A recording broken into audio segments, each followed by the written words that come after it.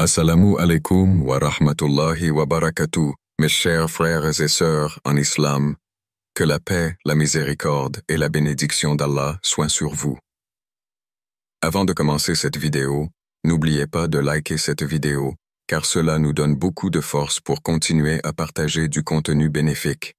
Et je vous invite à vous abonner à notre chaîne et d'activer la cloche de notification pour rester informé de nos prochaines publications sur la foi islamique.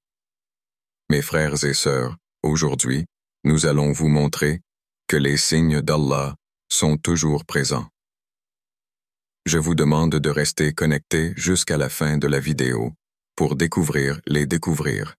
Les signes d'Allah sont toujours présents. Dans la vie, nous croisons de nombreuses personnes. Certaines ne font que passer, tandis que d'autres marquent profondément notre existence. Parfois, il arrive qu'une personne occupe une place particulière dans notre cœur, sans que nous comprenions immédiatement pourquoi. Est-ce une simple coïncidence ou un message divin? Dans l'islam, rien n'est laissé au hasard. Allah, dans son infinie sagesse, nous guide à travers des signes subtils pour nous aider à comprendre son plan.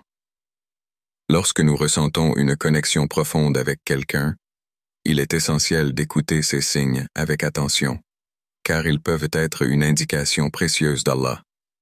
Le Coran nous rappelle que tout ce qui arrive dans nos vies est voulu par Allah.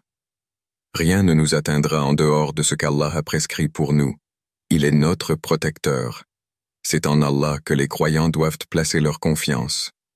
Sourate 9, 61. Lorsque Allah veut rapprocher deux âmes, il orchestre les événements de manière subtile mais significative. Peut-être que cette personne est entrée dans ta vie de façon inattendue, ou que, malgré les distances et les circonstances, vous continuez à vous retrouver. Ces coïncidences répétées ne sont pas anodines.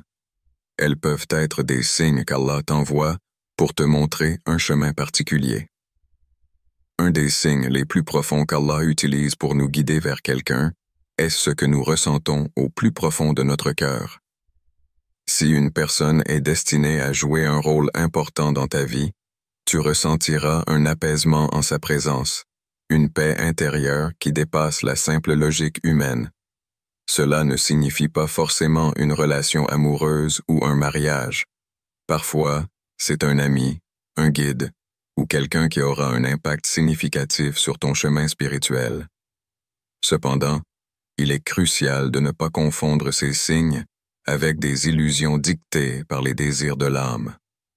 Le cœur humain peut être influencé par ses propres passions, et c'est pour cela qu'il faut toujours chercher la confirmation à travers la prière et le dhikr, rappel d'Allah. Allah dit dans le Coran, « Et il a mis entre vous de l'affection et de la miséricorde. »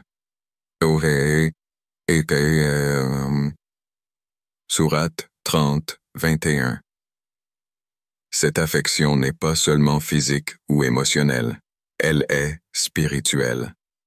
Lorsque Allah met une personne sur ton chemin et que ton cœur trouve la paix à ses côtés, c'est un signe que cette relation est peut-être bénie.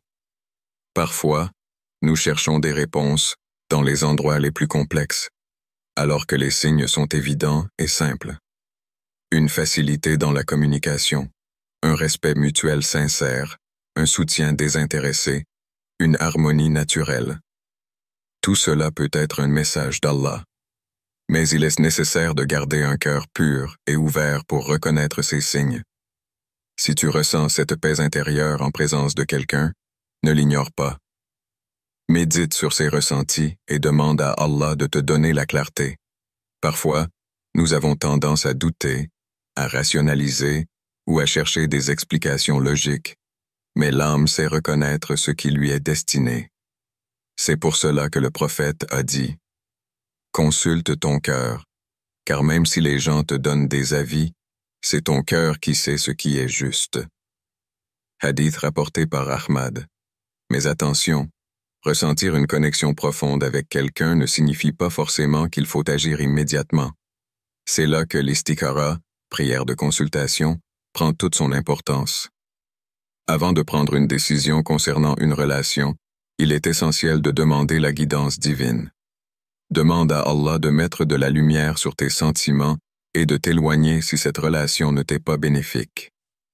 Le véritable amour, qu'il soit amical, familial ou conjugal, est toujours accompagné de la baraka, bénédiction divine.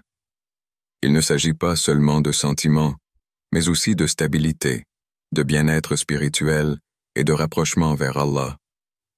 Si une personne te pousse à devenir une meilleure version de toi-même, à renforcer ta foi et à cultiver de bonnes actions, alors il est fort probable qu'Allah l'a placé dans ta vie pour une raison. Si la réponse à ces questions est positive, alors il y a de grandes chances qu'Allah t'oriente vers une relation qui a du sens dans ta vie. Mais souviens-toi, la patience est une vertu essentielle dans ce processus. Nous vivons dans une époque où tout va vite, où nous voulons des réponses immédiates, mais Allah fonctionne selon son propre calendrier. Si cette personne est réellement destinée à être un pilier dans ta vie, Allah facilitera les choses en temps voulu. Rien ne sert de forcer les événements. Si Allah a prévu une union, qu'elle soit spirituelle, amicale ou conjugale, elle arrivera d'une manière fluide et naturelle. Alors, si aujourd'hui tu ressens ces signes dans ton cœur, prends le temps de les observer, de prier et de demander à Allah de t'éclairer. Car parfois, une simple connexion peut être un chemin vers une bénédiction insoupçonnée. Allah est le meilleur des planificateurs, et si cette personne est réellement écrite pour toi, alors tu n'auras pas à te battre pour la garder dans ta vie. Elle s'intégrera naturellement, car c'est ainsi qu'Allah opère, avec douceur, sagesse et perfection. La paix du cœur, un indice incontestable. La paix du cœur, un terme simple en apparence, mais qui porte en lui une profondeur infinie.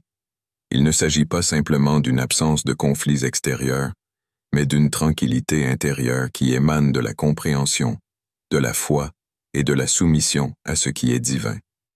La paix du cœur est l'une des plus grandes bénédictions qu'un individu puisse recevoir, et elle est souvent le reflet de la sagesse et de la soumission à des principes spirituels plus élevés. Dans un monde marqué par le stress quotidien, les attentes sociales, les épreuves personnelles et les turbulences mondiales, il devient difficile de maintenir cette paix intérieure. Pourtant, chaque individu porte en lui un potentiel immense de trouver cette paix. Mais comment y parvenir? Est-ce une quête lointaine ou est-ce à portée de main? Le secret réside dans l'acceptation et dans la confiance envers la volonté divine. La recherche de la paix intérieure. Le cœur humain est souvent comparé à un récipient fragile, susceptible de se remplir de tristesse, d'inquiétude et de frustration. Pourtant, ce même cœur est capable de contenir une paix profonde, une paix qui dépasse toutes les circonstances extérieures. Lorsque l'on recherche la paix du cœur, on se rend compte que celle-ci n'est pas conditionnée par les situations de la vie, mais par la manière dont on choisit de les affronter. Dans le Coran, Allah nous enseigne que la tranquillité et la paix du cœur sont les résultats d'une foi solide et d'une dépendance totale à lui. Et ceux qui croient et dont les cœurs se tranquillisent à l'évocation d'Allah, car c'est par l'évocation d'Allah que les cœurs se tranquillisent. Sourate Ar-Ra'd 13-28. Cette phrase reflète parfaitement l'idée que la paix du cœur est intrinsèquement liée à la foi et à la soumission à la volonté divine. Le Coran nous exhorte à pardonner et à rechercher la paix. Et si tu pardonnes et que tu caches le mal et que tu excuses, alors Allah est pardonneur et miséricordieux. Sourate At-Taghabun 64-14. En pratiquant le pardon, non seulement nous allégeons notre cœur, mais nous nous rapprochons également de la miséricorde divine. Le pardon n'est pas uniquement bénéfique pour l'autre personne, mais il est surtout un acte de purification pour soi-même. La patience et l'endurance face aux épreuves. Enfin, la paix du cœur est indissociable de la patience et de l'endurance face aux difficultés. La vie est pleine de tests et d'épreuves, mais ceux qui ont la paix du cœur sont capables de les traverser sans perdre leur sérénité. Ils comprennent que les épreuves sont temporaires et que même dans les moments les plus sombres, la lumière divine les guidera vers une issue meilleure. Le prophète Muhammad, paix soit sur lui, a dit « Celui qui croit en Allah et au jour dernier, qu'il dise du bien ou se taise. »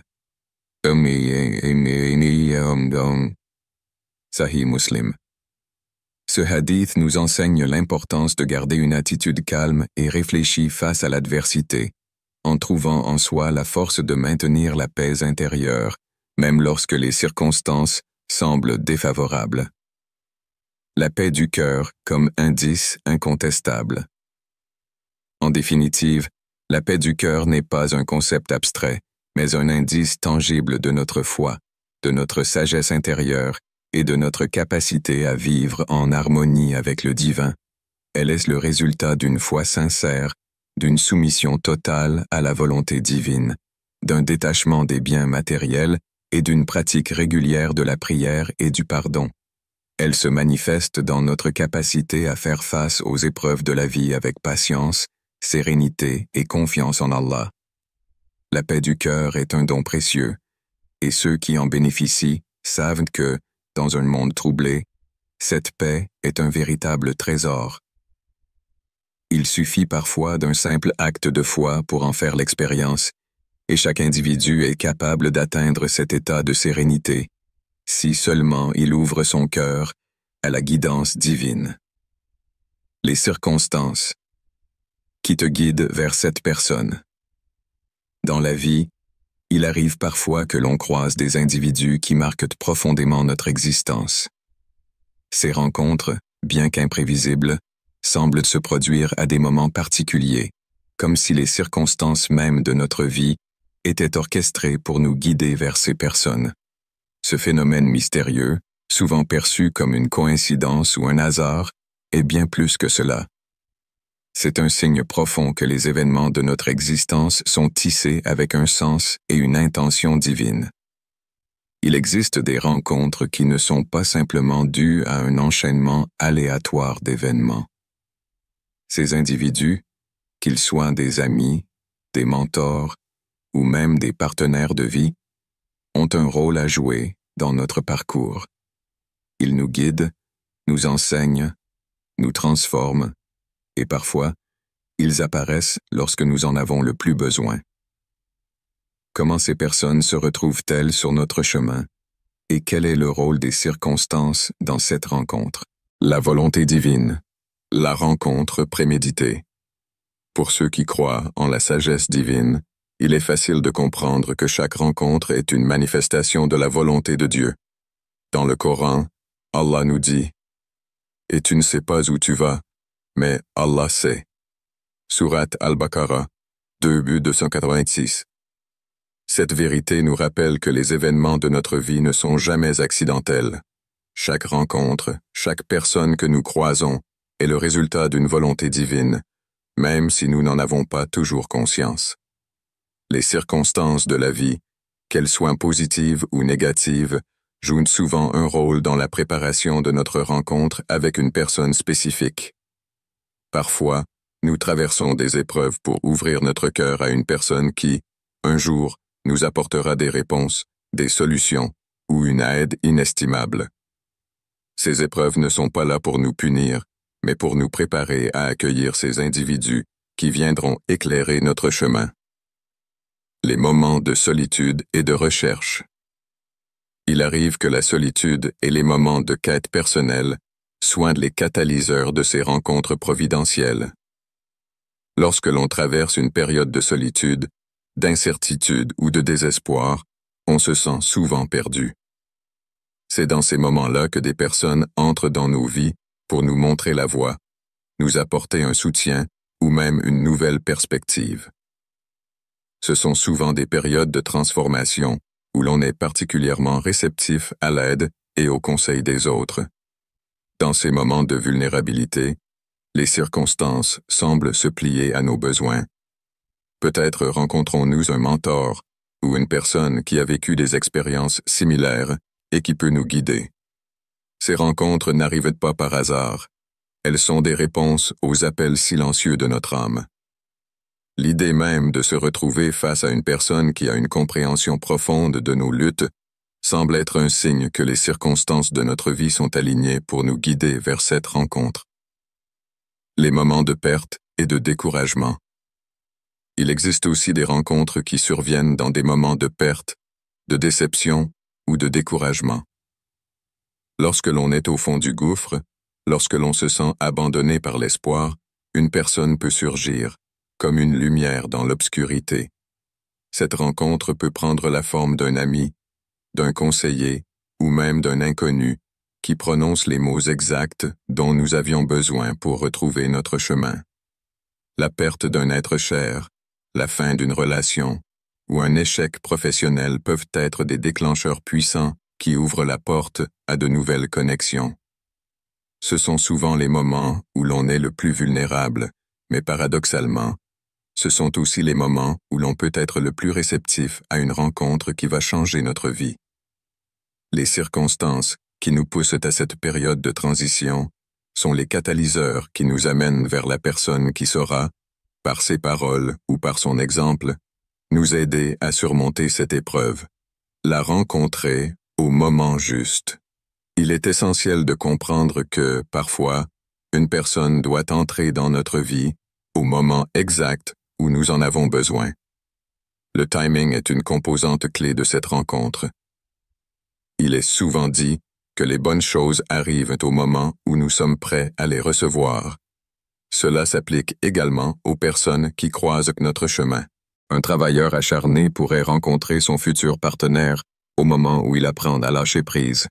Un chercheur spirituel pourrait croiser un guide ou un enseignant juste après avoir épuisé toutes ses ressources et être prêt à recevoir l'enseignement qu'il cherchait. Les circonstances, dans leur perfection divine, synchronisent les événements de notre vie pour faire en sorte que nous rencontrions cette personne lorsqu'elle est le plus à même de nous aider. Les signes et les synchronicités. Parfois, les rencontres ne sont pas seulement le fruit du hasard, mais plutôt le résultat de synchronicités divines. Ces moments où plusieurs événements, apparemment sans lien, se rejoignent d'une manière qui semble orchestrée par une force supérieure. Ces synchronicités sont souvent des signes subtils qui nous guident vers la bonne personne. Peut-être qu'une conversation inattendue dans un café, une recommandation d'un ami, ou un simple geste d'une personne que l'on vient de rencontrer nous conduit vers celle que nous attendions sans le savoir. Il peut s'agir d'un collègue qui, par une remarque anodine, nous introduit à quelqu'un qui changera notre vie. Ou encore, une série d'événements qui nous amènent à un voyage où nous rencontrerons cette personne qui aura une influence déterminante sur notre avenir. Ce ne sont pas des coïncidences, mais des signes divins qui nous montrent que nous sommes sur la bonne voie. Les relations et les leçons de vie. Une rencontre guidée par les circonstances a toujours une raison profonde, et cette raison va souvent bien au-delà de ce que nous pouvons comprendre sur le moment. Que cette personne soit un ami, un mentor ou un partenaire de vie, chaque relation qui se forme dans de telles circonstances a un rôle à jouer dans notre développement personnel. Ces personnes nous enseignent des leçons importantes sur nous-mêmes, sur la vie et sur notre relation avec le divin. Certaines relations sont là pour nous apprendre la patience, la tolérance ou la gestion des émotions. D'autres nous aident à développer des compétences spécifiques ou à renforcer notre confiance en nous. Mais toutes, sans exception, nous guident vers un meilleur équilibre et une meilleure compréhension de notre propre parcours spirituel et personnel, un chemin divinement orchestré. Les circonstances qui nous guident vers une personne ne sont jamais anodines. Elles sont le fruit d'un plan divin qui nous amène à croiser quelqu'un qui a le pouvoir de changer notre vie, d'éclairer notre chemin ou de nous accompagner dans notre voyage. Ces rencontres sont des signes de la perfection du divin, qui nous aident à traverser les épreuves et à progresser dans notre développement spirituel. Ces personnes, que nous rencontrons au moment où nous en avons le plus besoin, sont des guides, des amis ou des mentors, choisis avec soin par le destin. Que nous le comprenions immédiatement ou que nous le réalisions avec le temps, ces rencontres sont inestimables. et elle nous rappelle que, parfois, la vie nous conduit exactement là où nous devons être, avec les personnes qui nous aideront à accomplir notre mission divine. L'istikara, la clé pour comprendre les signes. Même si ton cœur ressent ces signes, il est essentiel de demander à Allah de t'éclairer davantage. La prière de consultation, Salat al-Istikhara, est un moyen puissant de solliciter la guidance divine. Lorsque tu ressens une forte attirance spirituelle vers quelqu'un, ne fonce pas aveuglément. Prie. Demande à Allah de clarifier tes sentiments et d'éloigner cette personne de toi si elle ne t'est pas bénéfique. Allah dit dans le Coran, « Il se peut que vous aimiez une chose alors qu'elle est mauvaise pour vous, et il se peut que vous détestiez une chose alors qu'elle est bonne pour vous. Allah sait, tandis que vous ne savez pas. » Sourate 2:16. Si cette personne est réellement un cadeau d'Allah pour toi, il facilitera votre relation. Si elle ne l'est pas, il mettra dans ton cœur une paix qui te permettra de t'en détacher. Chers frères et sœurs en islam, n'oubliez pas encore de liker cette vidéo et de vous abonner sur cette chaîne. Qu'Allah vous bénisse.